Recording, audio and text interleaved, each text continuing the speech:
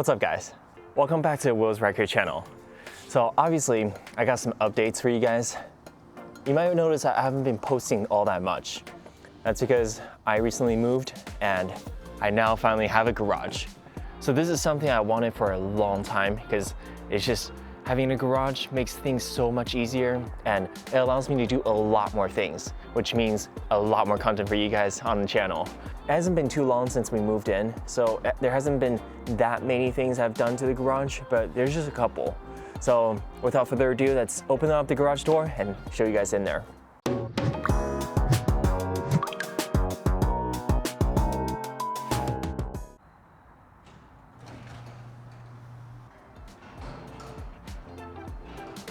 All right, there you guys go. Here is the brand new garage. So it's not a huge garage, it's a 20 by 20, so 2-car garage. But basically that just means, you know, a car in here and storage on one side. That's what most people do. I can barely fit my Grand Highlander in here, but I won't complain about the size because this is a garage and it's already better than what I had before, so I'm grateful. Now, it's not all just going to be detailing, because obviously owning a home, there's going to be a lot of home improvement projects as I like to do. So I got a lot of tools here that I got to find a home for.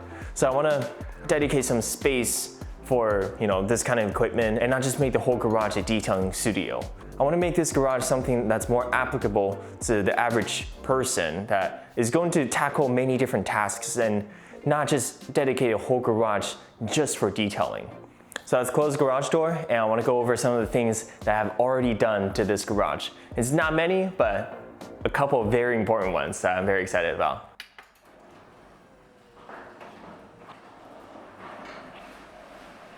So as you just saw, this door closing, it's honestly so quiet. I don't know if the video is going to translate that, but here in person, that thing is almost silent. The only noise that we hear is these are metal, so as they move down, they kind of clack together or whatever.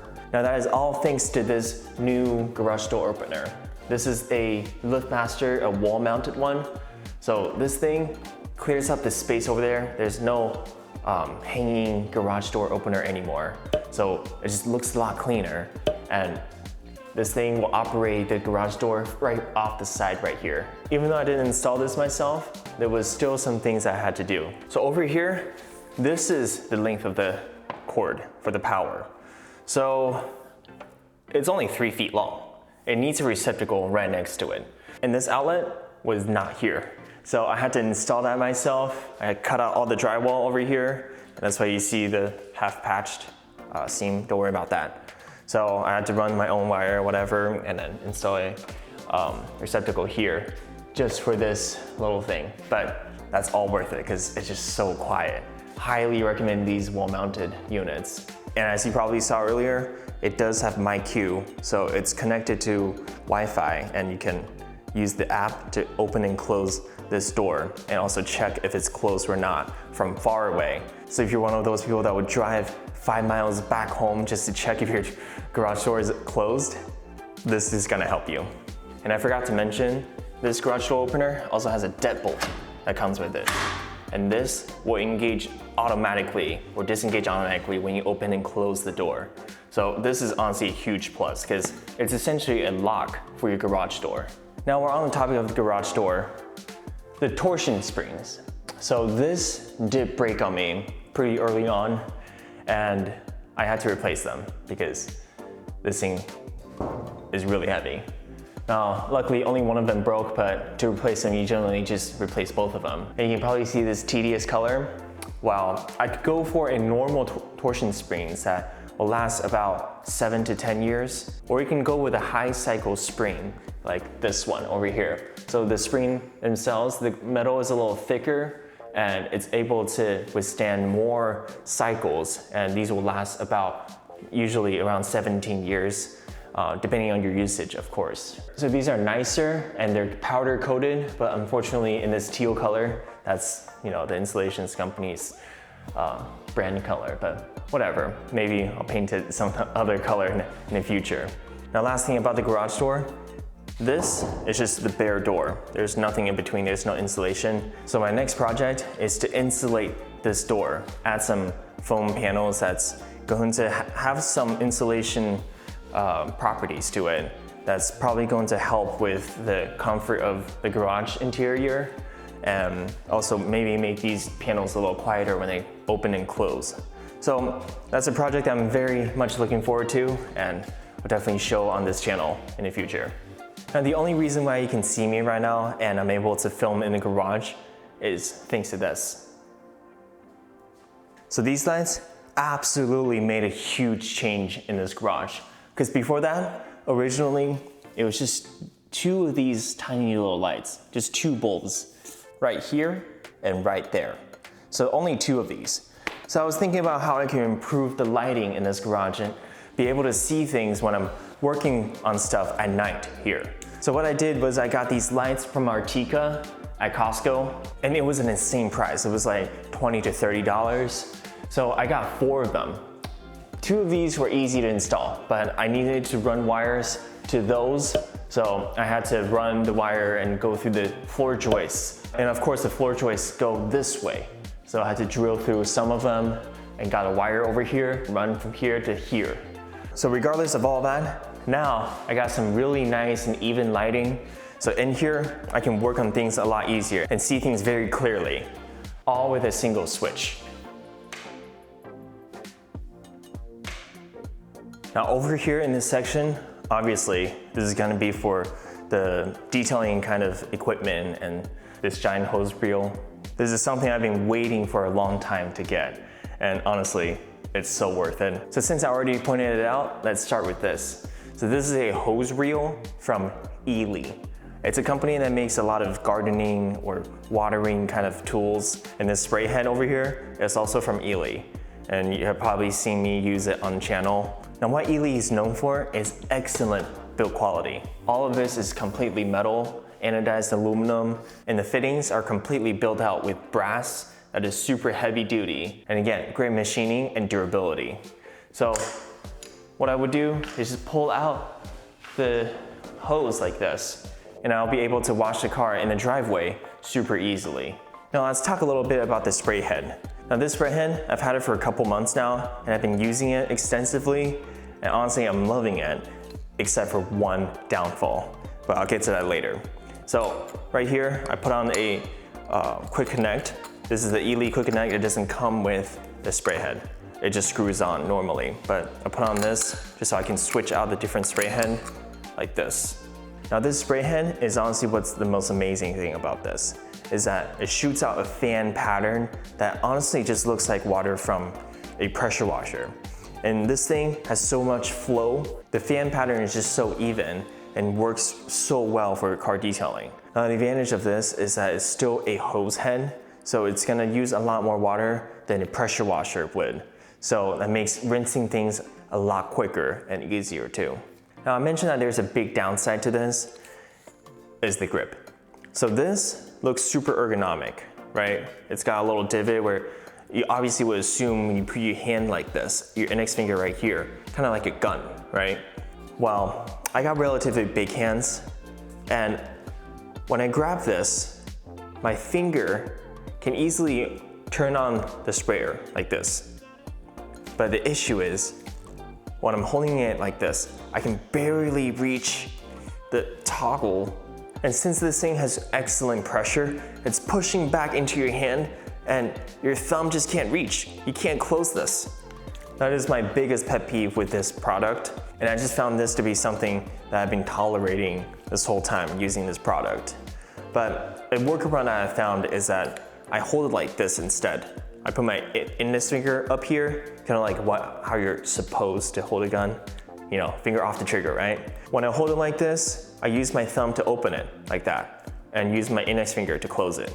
But it's just a workaround. It's not perfect. So, you know, hopefully they come up with a new design that's more ergonomic, a little easier to use, unless it's just designed for someone who has very long thumbs. That'd be kind of crazy. Now, what is connecting this spray head to this awesome hose reel is this bright green hose right here. I'm sure some of you recognize it. It's from Flexilla. So this right here is a 5/8 diameter hose, and I got 100 feet right here. And this hose reel just takes it super gracefully.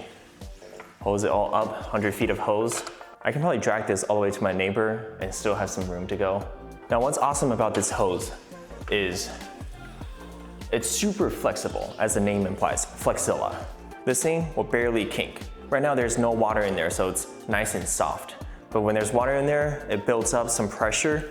It will just kind of fix itself. When you pull on it, it just kind of does that. So a hose like this just makes the user experience a lot better because you're not gonna be constantly dealing with tangled hose. And obviously putting on the hose reel like this keeps it very organized. So when you're done using it, you can just reel it up and you won't get tangled up hose anymore. So with this kind of organization, I honestly think the hose reel is certainly worth an investment. But now you might be wondering, I'm inside the garage. Where's water gonna come from? What's connecting to this hose reel? Answer is right here. So this pretty unusual looking plug goes into this. This is something I honestly was the most excited to install in this garage. So in this garage, obviously there's no water outlet, and the closest one is in the back of the house or all the way to the other side of the house. So I have to drag my hose a very long way just to get to my driveway or even into the garage. So I was dead set on installing a hose bib in my garage.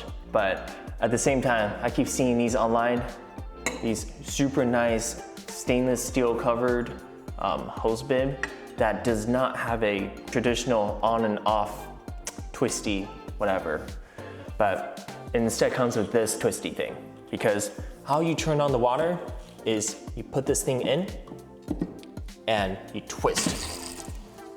As you can just hear, water is turned on and has already filled the whole hose with water. So now when I turn this thing on, I will not be doing, Taylor is getting further away. It has happened. So this thing makes it super convenient and honestly overkill, but I love the look of this aqua hose bib. Now the same logic applies. If you want to turn off the water here, you just grab this thing and twist it. And it has a self vacuum that will let the water out. So there's no water sitting in there. And since the vacuum breaker releases water down, I had to put this aluminum plate right here to guide the water down so it doesn't get in drywall or damage things. But installing this thing wasn't the easiest because I did not have any existing plumbing set up already, so I had to run my own. So I spent a lot of time in the crawl space and connecting pipes and running new pipes to this wall and measuring things and finally getting this connected. It was honestly very worth it. So that's about it in terms of what I've already done to this garage. It's not much, like I said, but I definitely have the essentials down. But I can at least wash my car pretty easily on the driveway and make some content in here in this garage and also document a lot more projects that's going to come to this garage. So one of them being this thing. I promise this is not a product placement, just something I saw that I'm very excited to install on this wall. It's gonna be a little work table that I probably put right here. So whenever I need a working surface here, I can just pull this from the wall and have it almost like a floating workbench. And when I'm done, I can just fold it back onto the wall so it doesn't protrude out and take away from this garage anymore. Now I do have a pressure washer here that I have not used.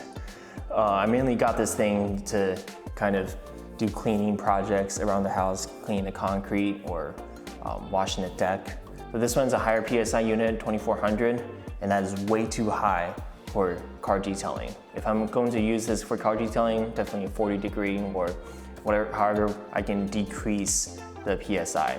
And since I have this Ely sprayer, I honestly do not need a pressure washer. Even if you don't need a pressure washer to detail. A regular garden hose with a sprayer, a shower setting, will do just fine for car detailing. So another upgrade that I really want to do is this. So right now it's just bare concrete and this thing is pretty stained. There's just spots everywhere. It's got some random tape here At one point there was, oh, right here, you can still see it. There's a Band-Aid. Now, of course, I will clean this, but what I want to do for him is, I think I'm gonna do Swiss tracks.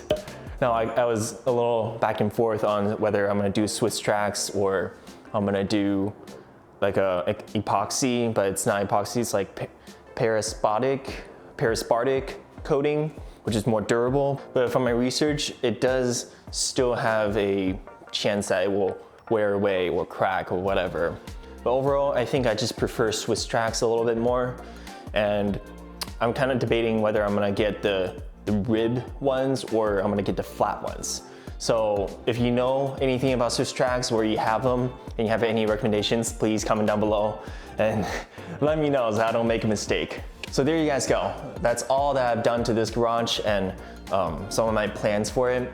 It's not a lot, but it's a great start and I'm just grateful that I have the garage now. So a lot of future plans coming and I'm gonna make a lot of cool updates and share that on the channel. So it's also a brand new chapter for the channel, which I'm very excited about. So stay tuned and let me know what you guys think, if you have any recommendations for your garages, and wish me luck. So thank you guys so much for watching. I'll see you guys in the next video. Bye.